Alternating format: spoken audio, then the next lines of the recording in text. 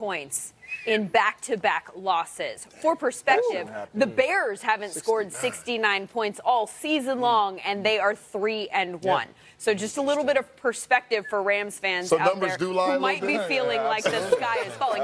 That said, clearly there are things to fix, and Jared Goff and the rest of the Rams will get right to fixing that.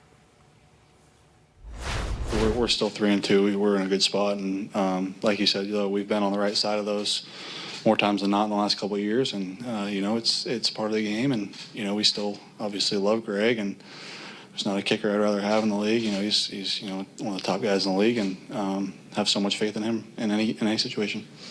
We've been 3-2 before and made the playoffs 2 years ago, and if I remember correctly, the Patriots were 3-2 last year and won the Super Bowl, and so there's a lot of game left. We've got a really good group in there, and we're going to bounce back. We're fine. Obviously you don't want to lose 2 in a row at any point, but we got another big Division I next week, so we got no time to waste. Okay. What do we think about what we saw from the offense today? Here's the only concern that I have. I love the fact that they got Todd Gurley involved early. Like he was running with some passion, running downhill, physically finishing runs. That set up the play-action pass. And when they're in that mode, that's the best version of the Rams that they have. That's a good point. Tighten formations, play-action pass. And Goff is more accurate there because he's confident in what he's seeing, and he just rips it down the field. The only issue that I have is as the game wears on, you start to get into these situations. I've noticed this has happened my entire career, playing and watching. When you have an offensive play caller as your head coach, you lack something in situational football. It happens everywhere. It happens with Andy Reid. It happens with the best ones because they're so concerned about getting the next guy open, they lose track of the clock. And now you have a delay game at the end of the game, and you're sitting there and you lose 5 yards, and that was a crucial 5 yards. So just watch that as you get going with these guys. They're so good at creating offense for their team. There's a little bit lacking in the situational stuff, and that's going to be an issue when you start coming down at the end of it.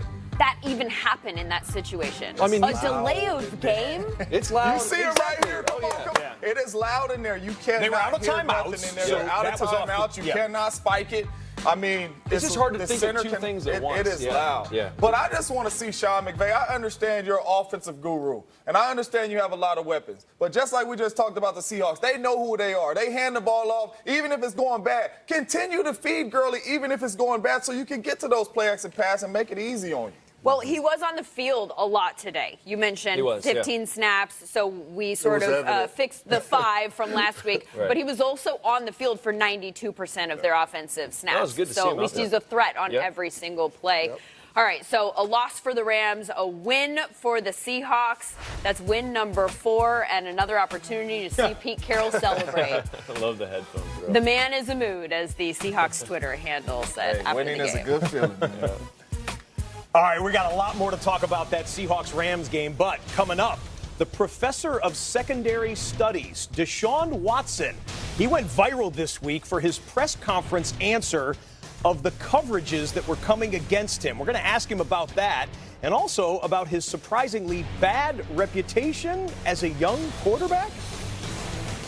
He said you couldn't hit him in the chest with the ball because you used to get nervous. Is that true? It is. I mean, he was on my tail hard. That is straight ahead. First, though, Kirk Cousins apologized to Adam Thielen after connecting with his Pro Bowl wide receiver only 2 times for 6 yards on Sunday against the Bears. After the break, why it's entirely possible Cousins apologized to the wrong guy. That's coming up next. NFL Total